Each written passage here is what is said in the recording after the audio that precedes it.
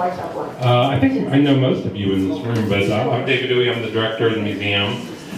We are so glad that you could join us today in person to celebrate Lisa C's new book, Lady Tan's Circle of Women. Special thank you to the sponsor of today's programs, Dr. Don Lee and the Ruth H. and Rhoda Howe Memorial Foundation. Both are great friends and supporters of our initiatives. So, well, I hesitate to bring up a personal issue, but there is a problem within the ranks of my family. I brought Lady Tan's Circle of Women home to read prior to this event, and it immediately went missing. And I later learned that my wife had taken it with her on a business trip. So I obtained yet another copy to read while visiting my sister out of town, and a similar theft occurred. So I can confirm that the first 2 chapters of the book are spectacular. And but I'm just a little concerned that Lisa's new book encourages questionable behavior and kleptomania. So I urge you to approach it with caution and keep your personal copy close by. So we will invite Lisa up here to speak in about 20 minutes. Meanwhile, enjoy a buffet lunch in the rear gallery. All right, let's get going. You may know Lisa C. from her New York Times bestsellers, Snowflower and the Secret Fan, The Tea Girl of Hummingbird Lane, Island of Sea Women, Peony in Love, Shanghai Girls, Dreams of Joy, and China Dolls. Her stories are rich dives into Chinese and Chinese American characters and culture. Her latest novel, Lady Tan's Circle of Women, is inspired by the true story of a woman physician from the 15th century Ming Dynasty. Lisa is also very involved in cultural events, emphasizing the importance and preservation of Los Angeles Chinatown. We are so honored to have you here, and please welcome Lisa C. This is my first visit to the museum, and of course I knew about it for a few years as it was being developed, and it's just wonderful to see that it's come to fruition. I just wanted to, well, obviously I'm here to talk about Lady Tan's Circle of Women and really how it came to be. I think about books for a very long time before I decide this is the one. 5, 10, 15, 20 years. With Island of Sea Women, it was about 8 years. With Tea Girl of Hummingbird Lane, it was 20 years before I found my way into the story. After Island of Sea Women came out, I thought, well, I know what the next book is going to be. I have usually about 30 ideas back there on the back burner, and when I have free time, I'll do research on different ones. And I had really decided on what the next one was going to be, and I've been quietly doing research for about 2 years. And so then, about a year later, the paperback for Island of Sea Women came out in March 2020. And I went out on book tour. I was supposed to be out for 6 weeks. I went to 5 states in 5 days, and then the country and the world shut down, so I went home. Now, that idea that I had been thinking about was no longer possible. This was a story based on a true story that was going to require a trip deep, deep, deep into a very, very remote part of China. No way to go in 2020, no way in 2021, no way in 2022, so it's, that's still back there. So there I was, and like everyone else, in lockdown, and I hate to say this, and I hate to sound so melodramatic, but I kind of felt like my life is over. I couldn't do the thing that I do. I couldn't go to China to do research. All of the libraries, all of the research institutions, all of the archives, everything was closed and continued to be closed for almost the entire time that I was doing research for what would become this book. But anyway, I just was at loose ends, and I'm sure many of you, although maybe you're more essential than I am, but we certainly learned in that first year who was essential and who wasn't. It turns out writers are not terribly essential in the great scheme of things. So there I was, home alone, with my husband. We were getting to know each other very, very well, 24 hours a day. And I, just didn't know what to do with myself. And so finally I bought my first ever pair of pajamas. I bought my second ever pair of pajamas, but otherwise I was just totally at loose ends. Then in October of 2020, I was walking through my office, and I do have a whole wall of research books. And the spine, and I walk by this, 10 times a day, but the spine of one of these books kind of jumped out at me, and I don't know why I pulled it down. There was nothing for it to jump out, but it was light gray jacket with slightly darker gray lettering, but it did jump out. I pulled it down. Reproducing Women, Pregnancy and Childbirth in the Ming Dynasty. And I looked, and I had had this book on my shelf for 10 years and had never opened it. And in that moment, I thought, well, my life is over. I might as well read it right now. And so I sat down right that minute and started to read. And when I got to page 19, there was a mention of a woman doctor, Tan Yunxian, who, when she turned 50 in 1511, published a book of her medical cases. And I just thought this was amazing on so many different levels, that she was a female doctor, that she had published a book when she turned 50, that it was back in 1511. And so I set that book down, went to the internet, and tried to look her up. And right away, I found that her book, Miscellaneous Records of a Female Doctor, was still in print in Chinese, but also in English. And so I like to support independent bookstores, but on that day I used the other guy, Amazon, and I had that book within 24 hours. And so instead of thinking about this story for 5, 10, 15, 20 years, it was all of 26 hours before I knew what the next book was going to be. So what was it about her that was just so fascinating to me? Well, again, I want to go back to that 1511. How many books can you think of that are still in print from before 1511? The Bible, the Iliad and the Odyssey, some Greek tragedies and comedies. We can go broader out, outside of the Western canon, the Mahabharata, the I Ching, the Book of Odes in China. But again, all of, not very many, and all of those written by men. Then you have to go several centuries before you start seeing things that are written by women that are still available. So, centuries before you get to the Bronte sisters, to Jane Austen, to George Sand, to Emily Dickinson. Again, very few and far between. And it's not until about 100 years ago, when Virginia Woolf started publishing her work, that all of a sudden publishing really changes for women. So not only was this pretty remarkable, that here were these, couple of, that here was this one book. There were a couple of others that were written by women. The Tales of Genji from Japan, of course, and then Hildegard von Bingen, who was a Catholic nun in the 1100s, who wrote 2 books that you could think of almost like recipe books for women's health. And so she put together herbal formulas in the Western tradition that would help women with various female issues, including how to end an unwanted pregnancy, which I thought was pretty interesting for a Catholic nun. Anyway, of the 12,000 known historic medical texts in China, only 3 were written by women, and this was the first. Not that much is known about her life. Most of what's known is from her book. And so it has some prefaces written by her male relatives, a couple of afterwards written by other male relatives, and then she also wrote a foreword to her story, or to her book. And in that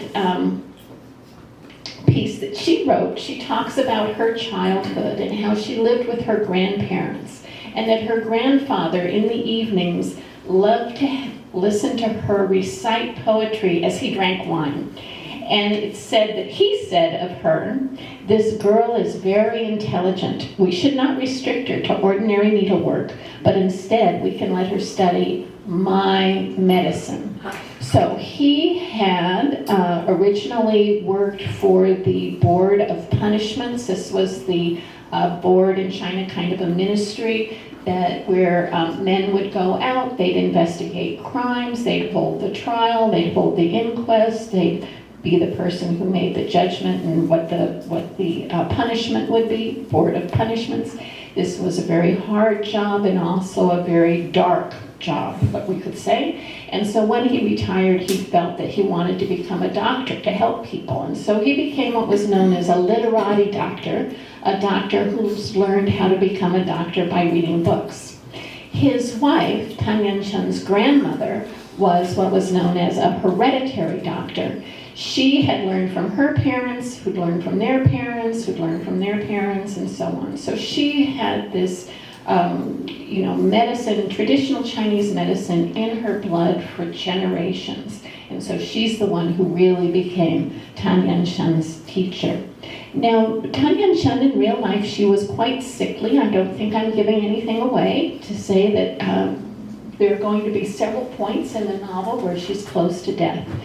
And at one of these, and she's gotten older, and her grandmother has passed away, and she's right near death, so close to death, that her husband and mother-in-law come and sit next to her bed and plot her funeral. And she was hearing this.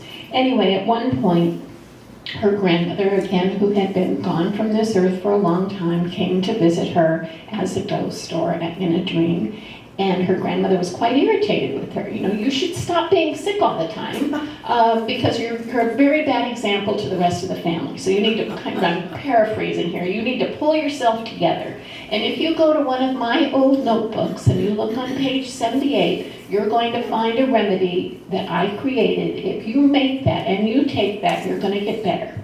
And not only that, are you going to get better, but this is it. You're not going to get sick any longer. And I'm here to tell you that you're going to live to be 73 years old, which is pretty remarkable in that time. In fact, Tan Yunxian lived to be 96, so her grandmother was wrong, the ghost was wrong, and 96, pretty remarkable today, extraordinary for back in the Ming Dynasty. What else captivated me about her? She really circumvented the rules of Confucian life in those days. This was a time when Confucian thought was permeated through society, through culture, through families. And so I'm sure many of you know, he was a great man, don't get me wrong. He had many great philosophical thoughts, but it's also true he didn't care a lot for women. I think that's very fair to say. And so he has all of these sayings, things like, when a girl, obey your father. When a wife, obey your husband. When a widow, obey your son. An educated woman is a worthless woman.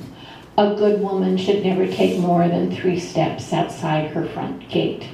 So, obviously, she was breaking those rules. Yes, in many ways, she was very traditional. She was went into marriage in an arranged marriage. She had 4 children. She managed her husband's household.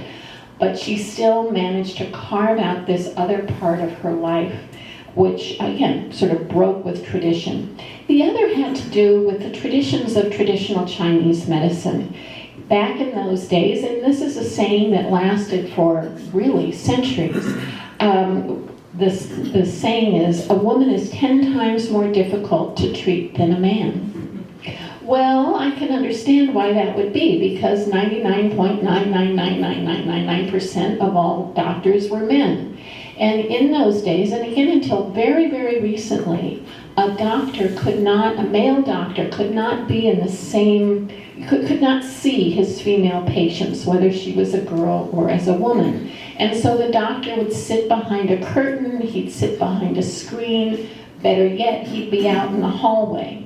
And then the girl's father or her husband would act as the go-between, and he would, take the question from the doctor, go over to the patient, get the answer, run back to the doctor.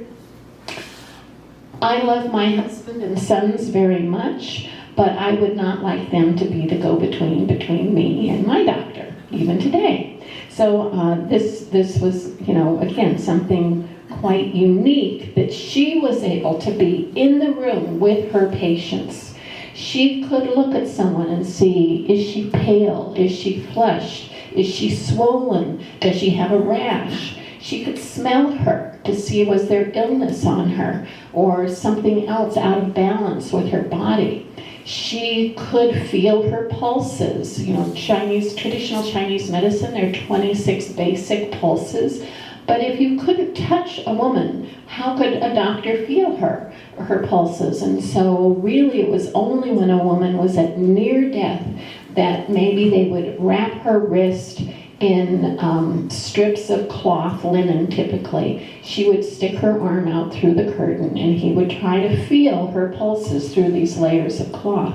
Obviously not very effective.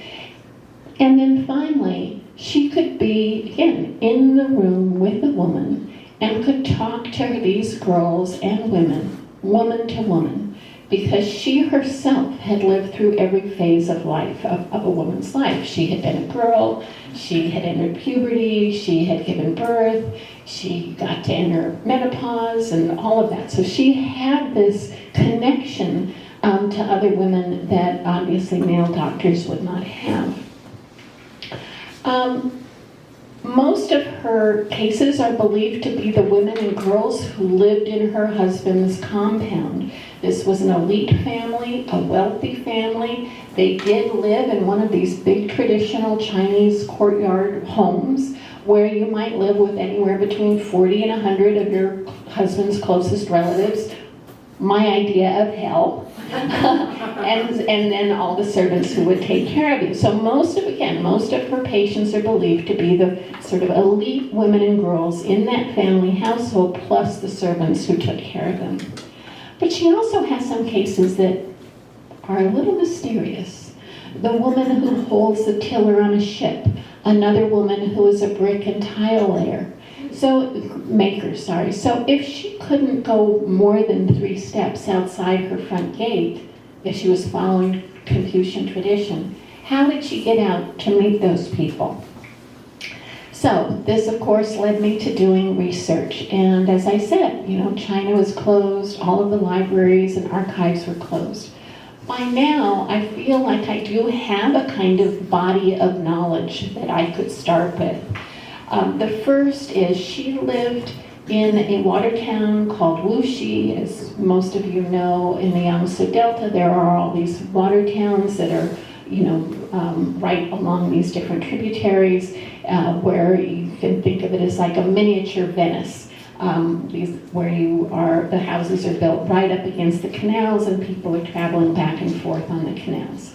I had not been to Wuxi, however, I've been to many of the other water towns in that area and have stayed in them, particularly when I was doing research for Pinyin Love.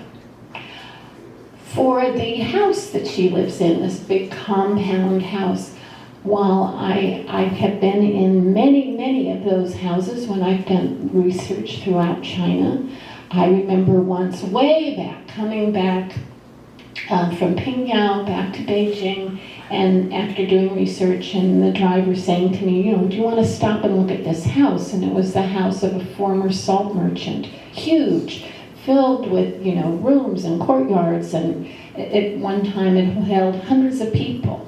And I was looking around and thinking, this looks vaguely familiar, and that's because this is where they filmed Raise the Red Lantern.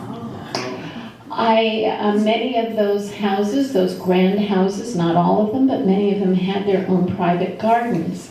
And in Los Angeles, we have the Chinese Garden at the Huntington, which is inspired by the Humble Administrator's Garden in Suzhou. And so I have been to all of those gardens in Suzhou, but also many times to the Chinese Garden at the Huntington. So, that was the inspiration for that. And then finally, there was an object that I was able to use. So I don't know how many of you know this, but I come from a very old Chinese American family. My great-great-grandfather came to work on the railroad. My great-grandfather came and stayed. He had 4 wives. One, you can guess, was white. This was back when it was against the law in California for Chinese and white people to marry. It was against the law for my grandparents as well. They went to Mexico to get married, and my own parents were only the second couple in our whole extended family to be legally married in this country. Anyway, going back, it was my great-grandparents who first started out with an herb shop. My great-great-grandfather had an herb shop in Sacramento. My great-grandfather gradually turned it into curios. They moved down to Los Angeles in 1895, and gradually into antiques, and Chinese antiques, and that business is still going today, so since 1874 in California. And my great-grandparents used to go to China, and they'd go into villages and they'd say things like, "We like your temple, we'll buy it." And they would take it apart and bring it home, and we still have all of that stuff. But one of the things that they bought there well over 100 years ago was a traditional marriage bed. And I'm sure many of you have seen them, where there's a sleeping platform surrounded on four sides by beautiful carved walls. And these all come apart and can fold up into almost nothing, and they go with the bride into marriage as part of her dowry. But this one is extraordinary. It's actually 3 rooms. And it's carved out of about 20 different kinds of wood. There's a big wooden canopy, wooden tassels that hang down. The first room is where your servant would sleep on the floor in case you needed anything in the middle of the night. The next room was the dressing room. And then finally you went through a moon gate, very beautifully carved, onto the sleeping platform, which was surrounded on all sides by paintings on silk that showed images of domestic bliss. So, a couple walking by a stream, or a woman, she's playing an instrument as her husband writes poetry to her. This was my playhouse as a child, and this is where all of the cousins and I played as children. It's where my children played when they were children, and where I hope one day my grandchildren will play as well. But after that, I feel like there was a certain amount of fate, fortune, destiny that played into how I was able to do the research at a time when the world, and certainly this country, was closed. One of the people that I reached out to was a professor at UC Irvine, and he's really considered to be one of the world's experts on the history of Shanghai. And although this book wasn't about Shanghai, he's a person I always go to if I need to ask a question, like, who should I talk to? So, for example, in this book, it was like, well, I needed someone to get a letter. But did they have a mail system in the Ming Dynasty? And if so, how did it work? How did you send a letter? Could you send a letter? And he sent me to someone who has spent, the last 40 years studying how mail worked in the Ming Dynasty. Another person, or another thing that I was concerned about or thinking about was, how would you get from Wuxi to Beijing in 1496? This is not like looking up the Amtrak schedule. This is hard to find. And so I reached out to Jeff again. He put me in contact with someone who put me in contact with someone else who knew of a graduate student who, as his master's project, had translated a diary written by a man from Korea who was being sent to the island of Jeju to be an ambassador there. Jeju is where the Island of Sea Women takes place, my very last book, so I was familiar with that. And on his way to Jeju, he was shipwrecked off the coast of China, taken prisoner, and then sent along the Grand Canal all the way up to Beijing in the year 1496, the very year that I needed. And so here were day-by-day descriptions of how far they traveled, what they saw, what they ate, what the weather was like.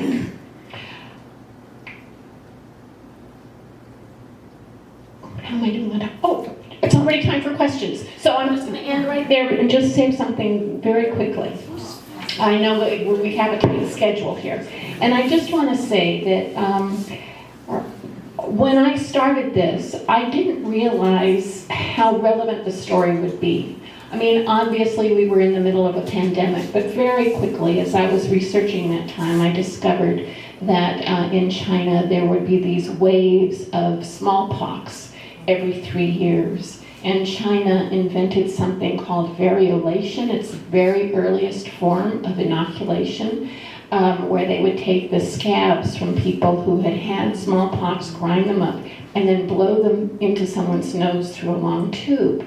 And the question, obviously, kind of dangerous. You could get sick, you could have scarring, you could die. But if you went through that process and got through onto the other side, you were inoculated for life. The same kinds of discussions and arguments that we have been having in this country over the last 3 years about vaccinations were identical to the kinds of things that people were arguing about 500 years ago.